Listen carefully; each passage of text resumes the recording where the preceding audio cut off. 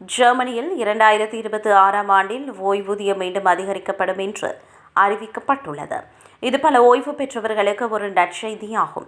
இந்த அதிகரிப்பு ஜூலை 1ஆம் தேதி முதல் ஆரம்பிக்கின்றது. இதன்போது ஓய்வூதியம் 4.24% உயரும். இதன் மூலம் ஓய்வூதியதாரர்கள் ஒவ்வொரு மாதமும் அதிக பணத்தை பெறுவார்கள்.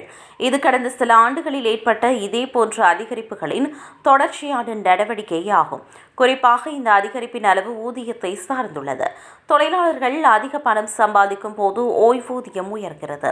இதனால் ஓய்வூதியதாரர்களால் அதிகரித்து வரும் வாழ்க்கை செலவுகளுக்கு ஈடு கொடுக்க முடியும். இதேவேளை தொடர்ந்து பணிபுரியும் ஓய்வூதியதாரர்களின் அளவு மற்றும் திட்டத்தினால் பங்களிப்பவர்களின் அளவு போன்ற பிற காரணிகளும் ஓய்வூதிய அதிகரிப்பின் போது கருத்தில் கொள்ளப்படுகின்றன. இவை ஒவ்வொரு ஆண்டும் இறுதி அதிகரிப்பை தீர்மானிக்க உதவுகின்றன.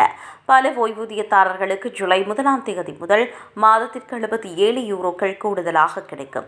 இது அவர்களின் அன்றாட செலவுகளை சற்றே சிறப்பாக நிர்வகிக்க உதவக்கூடும்.